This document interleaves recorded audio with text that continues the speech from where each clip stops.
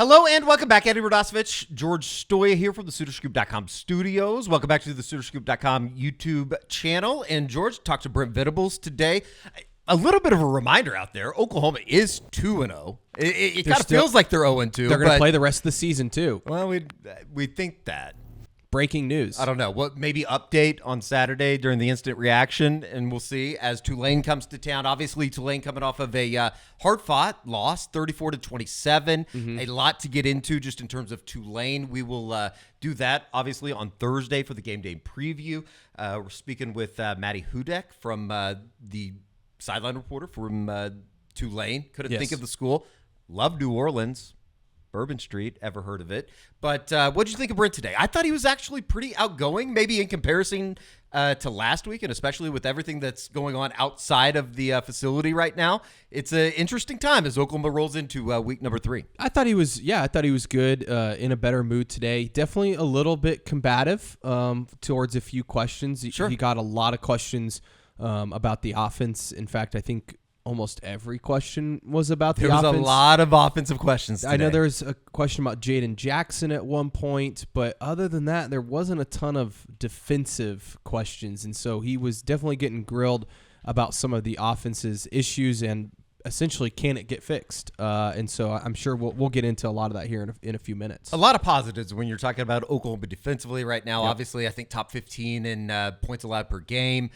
Top 10 in some of the stats that are really key to what Oklahoma wants to be defensively. But obviously there's a lot to get into on the offensive side of the football. Real quick, before we get into everything that Brent Venables had to say on Tuesday, great time to be a part of SoonerScoop.com. That is why you are obviously here. That's why we're here producing content over there. And we have a special offer for you out there in the YouTube world. Special offer. $1, 2 months. Promo code OU1. That is for 2 months, $1, 4 quarters. Promo code OU1.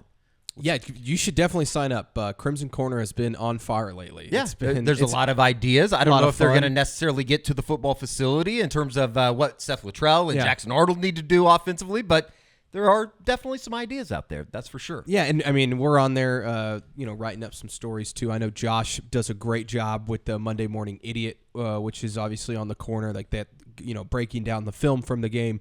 If you're interested into that, I know Bob and I are working on some stuff about how the offense can maybe fix some of the issues they're going through. 5 for 26 on third down right now, currently ranking 131st in the country. Needless to say, not great. Yep. In fact, awful. I would say that it also, and I'm writing a story on that. Again, good time to sign up for Sooner Scoop. I'm writing about third downs this week, and I would say the issue isn't as much third down as it is first and second down. Sure. Right now, they're averaging only about 2.5 yards per carry on first down. They're running the ball a lot in first down. They're just getting nowhere, and that automatically sets you behind the chains and enforcing them to maybe make some passes they don't want to make yet. So, I think they got to get better on third downs, but they got to get better just about everywhere. Yeah, there's a lot of areas, position units that have been identified within the offense, and it's just about everything from top to bottom, whether you want to talk about play caller, quarterback, offensive line, and all the litany of injuries that have happened there. Yep. Some just completely unlucky in terms of, Branson Hickman getting the ankle injury right out of the gates against Temple. But real quick, before we get into the Brent stuff, feel better, worse about we've been pretty critical here, especially on the YouTube channel, in terms of the recruiting report. Yesterday had a good, thorough discussion with Josh McCuistion. Where are you at as we roll into Tuesday here in the mid-afternoon? I feel better, I would say, about it. I think, rewatching the game a few times, watching, some of the analysts that, really don't have a dog in the fight, whether that's, Cole Kublik, who was on the call as the sideline reporter this past week. He did a really good breakdown on his YouTube show, talking about some of the issues Oklahoma had, and basically said these are all very easily fixable problems that Oklahoma has. Aaron Murray, the former Georgia quarterback, did a nice job breaking down Jackson Arnold's film. I think for me, Eddie, it's, can you go out and correct some of those mistakes, and can some young guys emerge? And I know we're going to get into the Jackson Arnold stuff here in a minute, but I think there's a lot of stuff going on around Jackson that has caused some issues. Now, Jackson's got to play better. I think he's got to make better reads. He's got to be quicker through his progressions and speed that up. But I do think that, whether it's, some freshman receivers or the running backs, being, knowing what they're supposed to do, the offensive line blocking in the run game. I think all of those things, Seth Luttrell setting up maybe some stuff schematically. I think that there's a lot going on around the quarterback that has also caused some of these issues. So they got to clean it up this week, and I think that they can. I think by the end of the week, Eddie, I'll convince myself that, everything's going to be fixed. Right. That's how you always feel by the end of the week. But I do think that they have an opportunity this week to take a big step forward because I say this, I don't think they can go backwards from where they were last week. I mean, it was very, very bad. And so you'd like to think that they'll take a step forward this week. The bar is rather low right now. Yep. Oklahoma ranking 108th in total offense, 131st, as we said, in third down conversion rate, 79th in the country in offense or rushing offense per game at 147.5 yards per game. That's simply terrible. Yep. I mean, they're also, I to a think, certain extent. I don't know where they're ranked, but they are facing third and 8.6 on average on third down. So that's not good. I believe that is close to bottom in the country. So 109th in passing offense, 72nd in completion percentage, 105th in first downs right now, just 33 on the year through the first two games. It was asked today. I think everybody wants to know, were there signs of this? Any idea how surprising is it that the offense has fallen off so far here over the first 8 quarters of the season? The great Barry Trammell asked Brent Venables on Tuesday. Brent, how did the offense become so alarming so fast? Or maybe it didn't come fast. Maybe you saw potential problems, but I don't think anybody saw an offense that could score one touchdown on Houston on a drive longer than 10 yards. Aside from the injuries? Well, I mean, so you're saying your best players aren't available, and so, now what? Maybe it is. If it is injuries, that's fine too, yeah. I don't really know how to answer the question. I mean, other than the obvious. I mean, there's the reason the ones are a one, and the twos are twos, and the threes are a three.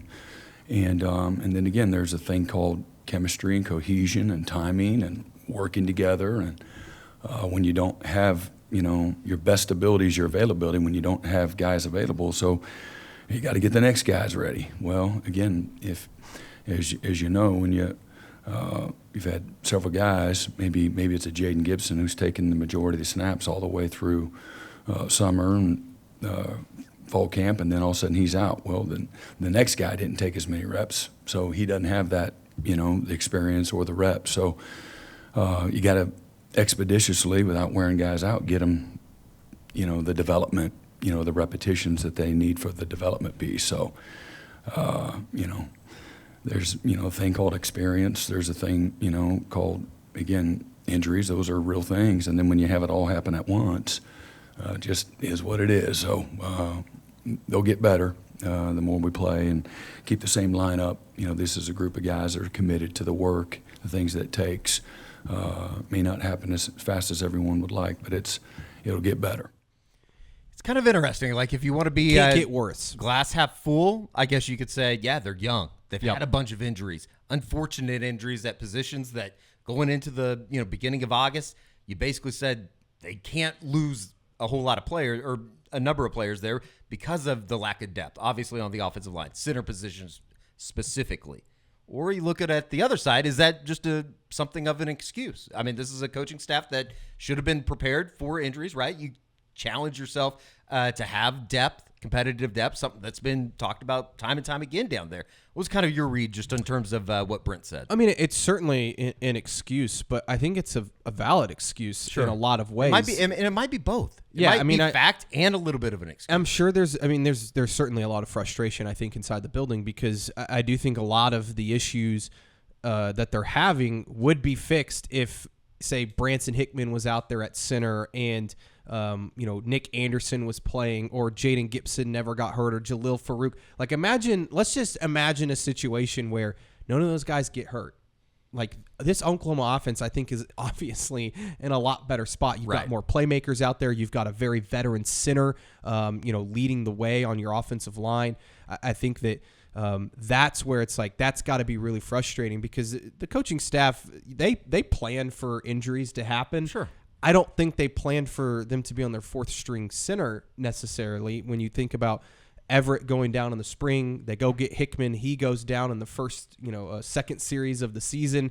Garen Hatchett now out for the season. Brent announced on his coach's show Monday, and now all of a sudden you're left with Josh Bates, who is playing with an injury himself. Is in a tough spot. I think that you can plan a whole lot. There's no planning for that. And then you add that on top of what's going on at receiver. You don't plan for Jaden Gibson, who was probably your best receiver in the spring with the guys being out in the spring. He has a great summer, and he blows his knee out in the third practice of fall camp. And then Jalil Farouk goes out there and breaks his foot on the first series of the season. So they lost two starters on the first series of the year. Yes, basically. and so obviously Farouk's going to be out for Right. an extended period of time. You hope that Hickman's going to come back at some point here over the next couple of weeks. We'll get to him here in a second. I just think that all of those things, again, none of those excuses matter, and that's what Brent is saying. This is why we're struggling, is because you look at all the guys that we thought was going to be a part of this, they're no longer here. So now all of a sudden you're looking at a Zion Reagans, a Josh Bates, a Logan Howland, Ivan Carrion, whoever it is.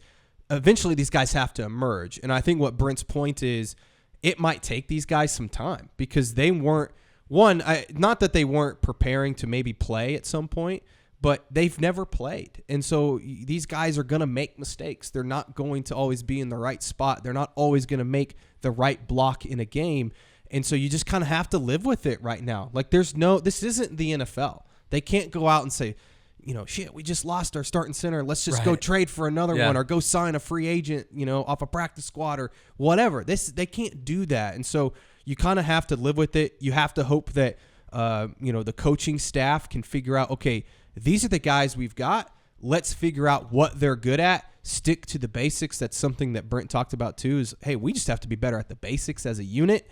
And then move forward, and then hold on for dear life as a defensive unit, because it's clear that's kind of what they have to lean on right now. More than anything, I don't think that either of us coming out of today expect any type of overhaul, any type of changes. Everybody that's out there in the social media world and the message boards, I understand the frustration. It's obvious.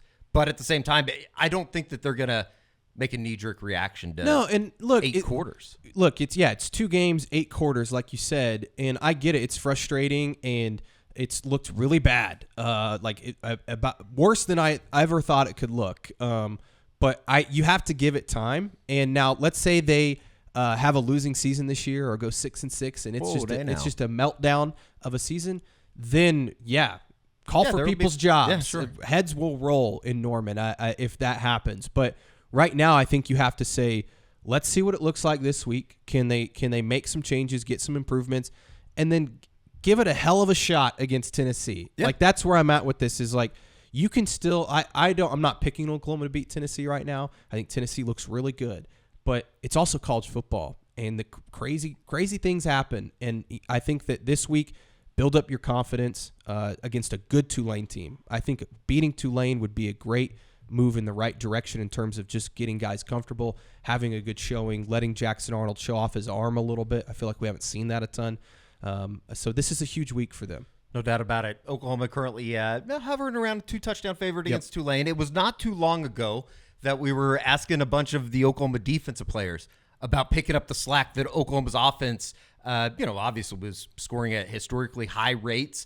It's just fascinating to me that this thing has flipped so quickly to now in present day, when we're talking to Danny Stutzman, we're talking to Woody Washington, some of those same exact players that we were asking that were on the other side of the coin now about kind of picking up where the offense is, stumbling right now. Yeah, it's interesting. Brent said on his coach's show, he was talking about the last time OU played Tulane, and he goes, I'd rather win 16-12 like they did on Saturday instead of 40-35 like they did against Tulane a few years ago. Which I think is interesting. That's obviously both ends of the spectrum there. Yes, I think it's obviously a very defensive coordinator mindset there from Brent, but it has flipped. All of a sudden, you do feel good about your defense going out and getting stops and continuing to give the offense opportunities to make plays. Now the offense has to do that. So it's interesting. It's wild how much it's done a 180. I think we always knew Brent was going to be able to get the defense going. Now, if they could somehow just get the offense to be, like I said in the instant reaction, if they can just get the offense to be average, this is a team that could probably win a lot of football games. It's going to be interesting. Brent Venables on Tuesday says there's no divisiveness in the Oklahoma locker room. We should rely on the strength of our team. Every year is going to be a little bit different, and you try to help the areas that need help and get everybody better and make sure that our leadership, if you go outside of our football building, I'm sure there's a lot of divisiveness, and we can't let those things get in our building. And the same thing, if things are going really well, you don't let all the the excitement and the energy get in your building either. And focus on the controllables and improving players and putting everyone in position to be successful. Listen, I think as much as we've talked to some of the players, I certainly don't get the feeling that there's anything within the locker room, a split between the defense and the offense. And hey, why aren't you guys meeting us with somewhere in the middle? It doesn't seem like that. It's something though that it pops into the back of your brain. I think there's certainly some self-awareness, and I know we'll hear from a lot of the players later this week on the game day preview. But talking to a Deion Burks, even a Josh Bates, really, you could tell they know it hasn't been good enough, right? Javonte Barnes as well. Like these guys know that it has to be better, and I think there is a sense of urgency. That doesn't mean they're in there just like panicking. That would be bad. I understand a lot of people want to hit the panic button. And myself included, I think you probably need to hit the panic, but multiple times. I think also panic is a bad thing in a lot of ways. Like if the coaching staff is just panicking, that's not good. I think that it is fair to say there's a sense of urgency. I think you felt that from Seth Luttrell after the game and the way that he spoke about the way the game went offensively. But then you hear from the players, like you said, I don't think there's anybody being divisive, but I do think that there's certainly a sense of urgency on the offensive side of the ball. Yeah, especially with, as you said, Tennessee coming to town next week. I think that you certainly they know the schedule. You got to be ready this week. I mean, right. It's a Tulane team that could definitely come into Norman and cause some trouble. As far as our good friends at Homefield, make sure that you check out homefieldapparel.com. 15% off your first order using promo code SCOOP. That is 15% off first order using the promo code SCOOP, as you see there on the screen. I know that it's one of our favorites. Obviously, the vintage collection has really come on over the last couple of years, and I think that Homefield does it nobody does it better than Homefield. It's one of the great websites, homefieldapparel.com. As you can see here, I know there's a lot of people that have been asking about the Bud Wilkinson shirt that Brent Venables wore on Saturday evening, the Homefield version. I love it just as much. Oh, yeah. I mean, it's essentially the same. But I know my dad, I think, has that shirt. My family has been shopping on their website recently using that SCOOP code. So definitely check it out. Homefieldapparel.com is where you go. Use the promo code SCOOP for 15% off your first order. Still got the boxes as well for the kickoff challenge. It's unbelievable deal. Homefield's actually coming to Norman this week. Tulane pop-up events starting on Thursday, September 12th. We'll be over there at the Standard from 4 to 7. Homefield Happy Hour on Thursday, September 12th. Friday from 4 to 7 over at the Coach's Corner where the old Texadelphia used to be. Had Penny Hill as of late, RIP. Missed them. But the Coach's Corner, really cool event over there from 4 to 7 on Friday. And then Saturday morning from 10 to 1 just across the street from Campus Corner at the Noun Hotel, the Boomer Center Brunch. And they're going to bring in a bunch of apparel and stuff that you can just pick up and buy. You don't have to wait. And I'll be there, I know, on Thursday hanging Both out. Be over there. I think Friday as well. Maybe. So, come over and hang out. It's going to be good to see our good friends with homefieldapparel.com. Now the discussion turns to Jackson Arnold. Obviously, he's coming off of, I think his worst game as a quote-unquote starter, even though it is only his third game, second game of the year, second home start. It wasn't good. It wasn't great. I think with all the offensive discussion that we've had over the last couple days in the, aftermath, if you will, of the Houston game, offense has to be better. Jackson Arnold has to be better.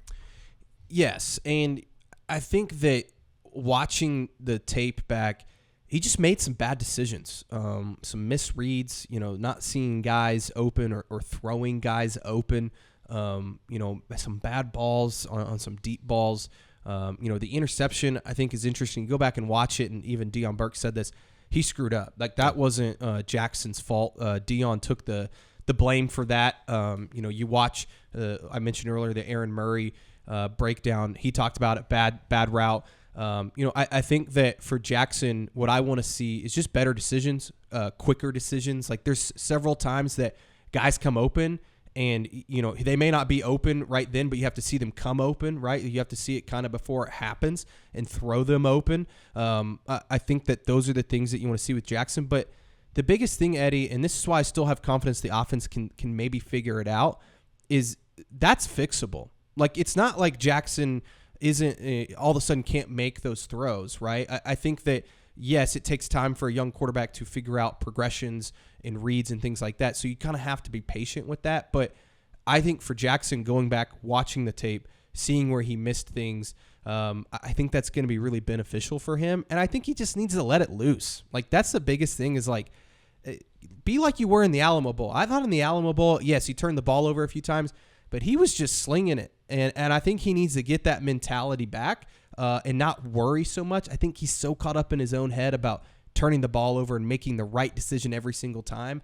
I think he'll find more often than not he makes the right decision if he just doesn't think about it. Just go. How much do you think that the Alamo Bowl and the experience of turning the ball over and letting it loose, even though there was some really, really good, the turnovers were that main issue, and that's all we talked about for 6-7 months in the off season. I wonder if that's something that's in the back of his brain. It's like how you unlock that, or how Seth Luttrell is able to kind of turn that key in there and just let him be free a little bit. I think it's a huge part of it. I think that he's almost seeing ghosts a little bit in terms of not wanting to turn the ball over, which is leading to him, going through, maybe one read and saying, I got to get out of the pocket. I think he's worried about the offensive line. And when you look at it, I put it out the other day, but he's played behind 7 different variations of the offensive line, 4 different centers. And I think there's a chance you see an 8th. 3 different this year. Troy Everett started the Alamo Bowl. Correct. Yes. Good clarification there. But that's a lot of different variations. I wouldn't be shocked if you see an 8th variation this week. That's a lot of different guys. In some ways that shouldn't affect you as a quarterback. But when you're like, man, I don't know. I haven't played behind Logan Howland, and he's starting at left tackle. He's my blindside blocker. I think you start saying, I don't know if Logan's going to hold on for that extra second, sure, right? And so I think that all of those things are going through Jackson's head while he's also trying to process, okay, Zion Reagans is supposed to be there, but he's a true freshman. I haven't played with him. I haven't had any reps with him in practice or fall camp, really. And so I think all of those things add up for a young quarterback where he's trying to just not turn the ball over, trying not to make the big mistake when it's like, man, just let it loose, let it go, trust your offensive line, which might be a big thing to ask right now with that group, but I think you have to if you want to try and move the football. So I think it'd be huge if they could get Nick Anderson back this week. We'll see. I think that could be a big security blanket for him. I think they have found something in the 2 tight ends, Jake Roberts and Bauer Sharp. Bauer Sharp's got to play better. Wasn't great in blocking, didn't catch the ball on the one over the middle. But I do think that those guys, those bigger receivers, bigger tight ends can maybe be something that helps Jackson out a little bit. Perhaps more than anything, and maybe not more than anything. Obviously, he's going to need to play better. But at the same time, there are some things that coaches can do. Easing a freshman into a blue blood program or wherever it may be. It's nothing new to the sport of college football, and that was something that you asked Brent Venables about on Tuesday. Yeah, looking back at Brent's time at Clemson, and I know obviously he was the defensive coordinator, wasn't working with the offense, but they had a young quarterback in Trevor Lawrence that came in and replaced Kelly Bryant early in that 2018 season. And, Trevor struggled somewhat early in that season, you look at his box scores, threw some touchdowns, but didn't throw for a whole lot of yards, wasn't super accurate early in that season. But they did a lot of things at Clemson to ease him into that. Now, I asked Brent about that today. I was like, what'd you guys do? What do you maybe remember about that? Can you replicate it? And he's like, well, he had a lot of really good and experienced players around him that season. And Oklahoma, it helps a huge – I mean, that's, again – if all of a sudden he's throwing to Jaden Gibson or Jalil Farouk or Andrel Anthony or Nick Anderson out there, probably feel a little bit better about it. Or if you had a veteran offensive line that's been around, knows the system, probably feel a little bit better about it. But I still think there's things that Oklahoma and Seth Littrell can do to give Jackson some easy throws, some easy reads, and make him more comfortable out there as the quarterback. Here is Brent Venables, as well as Javonte Barnes, as well as Dion Burks, talking about the quarterback, Jackson Arnold. When you have a young quarterback, building confidence is always key. When you were at Clemson, you had a young quarterback in Trevor Lawrence. I know you were the defensive coordinator, but what were some things maybe you guys did for Trevor early in his career to maybe make it easier for him, build that confidence, be more comfortable, and can you replicate some of that with Jackson? Yeah, he had a veteran group around him, a bunch of returning starters, guys that played a lot of football. So everything was different in regards to the players around him playing aggressive, precise, with wisdom, experience. You know, the guys played at a really high, consistent level. So those are the things, you know, that he was surrounded with, and you run your offense, and you know, you do the things that they do well, you know, based on, again, the supporting cast and things of that nature. When you have a group that maybe isn't as experienced like this group on offense, just because of the injuries and so forth, how do you maybe build that with Jackson and that confidence? Does it just take time? Yeah, I mean, you have to have, again, success. So if you understand what he can do well and what you've seen him do well in practice, and so those are at the top of the game plan, and then there's, you know, it's one to have it on paper, and then you got to go do it in the game. And the more you do it, the more confident you'll get. And again, that comes from the confidence comes from practicing at a really high level. Again, we try to go a lot of good on good, and you know, so that there's, you know, it's a smaller, you know, window for error at practice, and you know, so that you're not surprised on game day, you know, what those things look like. Just, you know, being more vocal and being more of a leader. I mean, this is his first year starting, so, you know, he's the team. So, you know, just making sure he get up there and know that he has to speak, and he has to let us know, like, we're going to keep going. We have a long season. So just don't take one game to heart. Just keep going. So he did a great job with that. Yeah, quarterback position, man, it's a hard position, man. You do good, you're going to get all the praise. You do bad, you're going to get all the negative, so honestly. But, man, it's not all on Jackson, man. So it's like, as a leader he's going to take all that weight and stuff like that. But honestly, I feel like he shouldn't, honestly, because it's everybody. It's 11 people on the field. It's not just him. So, I mean, he's a leader, so he's going to say, hey, there, that's my fault. But honestly, man, just him over here on the field and just practice, I know what Jackson is, and he know what he is, so it's like nobody's worried. You know, Brent, kind of building off what George asked and putting Jackson in the best position to his physical traits and stuff. But what's it been like watching him through the mental process of this, going through these first two games, getting used to some of the lineups around him, having to evolve with his offensive line? What's it been like seeing him mentally go through this and still be a team leader, try to guide this team? Yeah, it's good. I mean, that's the expectation that comes with it. Again, you know, focus on doing as well as you can do every single day. You're a leader. Guys are counting on you. You can't be over there just focus on just yourself when it comes to the leadership piece. And but you got to be a great example. You got to, you know, have your head down and going to work every day too. And that balance is really important. And again, he's a mature, tough guy, and so he's handled all of it really well. Again, has had great self-awareness, and has taken ownership where he's needed to, and that's allowed him to, you know, take the next step, you know, as far as his progression and development. I do think it's going to be interesting to see how he bounces back this week. Obviously, you're stepping up in competition with Tulane coming to town. They did a pretty good job.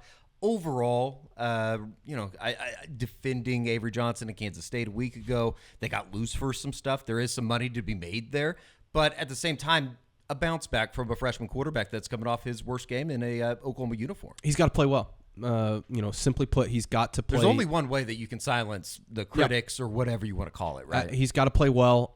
You know, I think that he's got to make the right decisions. I think he's got to be quicker with his decisions, like I said earlier, and not turn the ball over. And again, the interception last week, I don't really put on him when you look back on it, but you know, that was also a ball that would have been really tough to catch anyways. But you know, I think that's the thing, and I want to see him, you know, push it down the field, but throw some better passes on some of those, you know. But I think it also, Eddie, more than even Jackson, I want to see them be able to run the football. Yeah. I think that's been a huge issue. And if you can run the football, that's going to help Jackson a lot. If all of a sudden you can turn around and hand the ball off and pick up more yards than what they have been, I want to see them get in a rhythm. I think that was a huge part of this too, is they could just never really find a rhythm. And I think in these type of offenses that Oklahoma runs and that you see other teams in the country run, you've got to get in a rhythm early in the game. And Oklahoma really never, other than the one drive, they never really got in a rhythm. They got behind the chains a lot, and all of a sudden they're facing 3rd and 11, and that doesn't, that's a really tough spot to put a young quarterback in. So I want to see them be able to run the football efficiently. I want to see them pick one running back and just say, this is our guy for maybe an entire quarter and see what it looks like. Let them kind of build some confidence, get some rhythm in the running game, and see where it goes. There's a lot of ingredients there in how you become in the triple digits in terms of offense. I think we saw it on the defensive side not too long ago. There's a lot of people that remember that.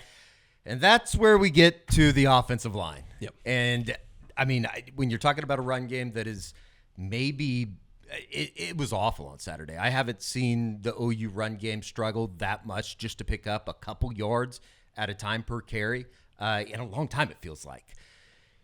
I know the injuries are a big part of it, obviously. Brent talked about today if, in terms of Branson Hickman, when's he going to get back? You're basically working with your 4th-string center. We should have mentioned at the top as well that Garen Hatchett, the news coming out on Monday night from the coaches show, just in terms of he's gone for the year. He's expected to miss the rest of the year, having surgery on his bicep. Which is crazy to think that he started the first game for Oklahoma, and we thought he was going to start the second game. Didn't practice all week. Ended up being Josh Bates. Then we find out yesterday that he's out for the season, which is just wild turn of events there. But yeah, man, they're beat up front, but I do think they have some nice young talent. I would just like to see him on the field. Now, I thought Josh Bates did an okay job this past week. I thought the offensive line as a whole was pretty good in pass protection. They were able to protect Jackson for the most part. But I think in the run game, Eddie, when you go back and you watch it, there just wasn't a ton of push. And when there was push, there was maybe one guy doing the wrong assignment, blocking the wrong person, or letting a guy go, or just getting beat. And that can't happen. And so I think that they need to have some cohesiveness. I think that's part of the problem. Like I said, they've since the bowl game, 7 variations. I think 5 or 6 of those this season alone. They've played Michael Tarquin at both left and right tackle. Jacob Sexton's played both left guard and left tackle. Logan Hallen's had to come in and play some tackle. Jake Taylor played, I think it was like 14 snaps last week and looked pretty good, and then he gets hurt again, was playing through some injuries. It's just a bad situation right now, but it makes you think, could they play some of these younger guys like an Eddie Pierre-Louis, who all we hear is really good things about him, and being a true freshman, he just came in June, but maybe you put him out there and live with the mistakes he might make. Ahito Zaida, same thing. Maybe you put him out there and just live with. He might be moving some people, and he might also make some mistakes, but you live with that. And so I'm interested to see if we see another combination. Part of me thinks, hey, just pick your 5 and roll with it for 1 week and see how it works. But I also wonder if they say, we got to try some other guys in there. On Tuesday, Bob Prisbillo, our own Bob Prisbillo from SoonerScoop.com, asked Brent, what's the update on Eddie Pierre-Louis as well as Eugene Brooks, 2 of the prized recruits from the 2024 class? It's hard, for true freshmen to earn their way onto the field as an offensive lineman. But how much further Probably along, the hardest position on the team. So how much further along are guys like Eugene and Eddie Pierre? Well, again, talent's one thing, and then showing up every day and ready to go to work can be 2 different things. So some guys are more mature than others, and both guys are doing, they're doing well. Eddie, for the short amount of time that he's been here, has done really well, and certainly got in for close, give or take, maybe 15 plays or so against Temple, and would have liked to have gotten him in last week as well. And Eddie is working with the offense every day, and Eugene's over on the scout team right now. And guys earn their way off the scout team, and sometimes that when there is a new opportunity, it presents itself. That's a possibility. We just got back Daniel, who's coming off a foot injury, and so he's working on the scout team, try to get back into football shape and things of that nature as well. So we got some good young players that, some of them are already over on the offensive line, like a redshirt freshman, Logan Howland, that played 32 snaps and played well, graded out at around 76%. Did a lot of stuff really good for his first extended amount of time. And just like, Josh Bates, again, as I said, he did some really good things, a little bit limited. He's a little better today than he was even this last weekend from a health standpoint. So, but hopefully we'll be able to continue to get Eddie a part of what we're doing as well. I know there was a lot of discussion of he needs to change how he spells his name. I was don't know about if to I say, can expect or if I can you play accept him center? into the IEs. They didn't let me play center at Putnam City North, so I don't think that they're going to let me play. Well, that was a center great at program, University right? of They had Oklahoma. Heisman Trophy quarterback. It's a fact. State semifinalist. No big deal. In terms of Eddie Pierre-Louis, what is the reality there that you think he could get in? I know, obviously, that's not something that is very common under Bill Bedenbaugh to get onto the field. Obviously, we saw it a year ago at the end of the year with Caden Green, about midway through the year. What's your feel for that? Because you have talked about if he could step in and play, all of a sudden that bumps Jacob Sexton now, but now you're worrying about the calls. Maybe it's something that coincides with Branson Hickman coming back. Bingo. I think if you want to see Eddie Pierre-Louis or Heath Ozida or Eugene Brooks, whoever it is, one of those young guys at guard, it has to be with a veteran center in there, right? You need somebody that person can lean on. Maybe they don't know a call. Maybe they're going tempo, and Branson can point out, hey, this is who you've got. This is what you're doing on this play. Because right now, I think it's flip-flopped. I think that they're having to play Jacob Sexton at left guard because you have a young guy like a Josh Bates in there that maybe I think he's getting better at the calls, but maybe isn't always on top of it. And he's also limited. He's hurt.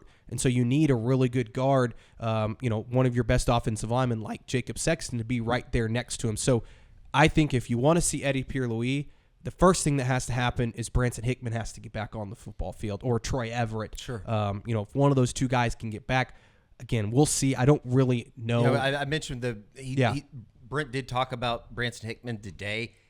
Your gut feel, it seems like he's still a little bit far off. I mean, that was a high ankle sprain. It's a serious injury. I would bet the earliest he's back is Tennessee. Interesting. I do think that if, let's say he doesn't play against Tennessee, I could maybe see Auburn. I could also see them saying, let's just give you to the bye week before Texas. Probably also kind of depends on how these games go. Yeah, sure. If they go lose to Tulane, you might have to say, hey, Branson, you gotta play on one leg. But I think that some of that factors in. But to your point, if they can get Hickman back, I really do think that would fix a good part of their problems up front. And you can play some of those younger guys that maybe have a higher ceiling than what they're putting out there right now. The paranoid person I am, it's like that gamble of, okay, do you want to bring him back? And then all of a sudden you're looking at an issue where maybe he re-injures it, and now he's really going to be out an extended period. I think you don't play him this week. I think that he's last week he suited up, went through warm-ups even a little bit. But I think he's a break glass in case of emergency this weekend. I just don't think he's ready. High ankle sprain. That's typically in the NFL at least is a 4 to 6 week injury. That is not something that you just come back from. It takes some time, takes some healing, and really you got to stay off of it. And so playing a football game on it just doesn't seem like a smart idea. I think there's some people that have already broken the glass. Oh, we might be in a stage of helping clean up the glass. I agree, but you break the glass now. I know. And I know what you mean. Then you're in a really bad position if it goes the wrong way. No doubt about it. All right, that's going to do it for a practice report. Real quick, before we get out of here, any feel for the presidential debate tonight between Kamala Harris and President Trump? Thanks for tuning in, everybody. Please make sure you like and subscribe to the video and go visit our friends at Home Just Field. now over 17,000. Yeah. We're not going to throw a party, but we can double that. Let's get to 34,000 by the end of the football season. Like, share, subscribe, tell a friend, tell a neighbor. Even if they hate you, they probably hate us. You guys can bond about that. For George Stoya, I'm Eddie Radosevich. We'll see you right back here on the SoonerScoop.com YouTube channel.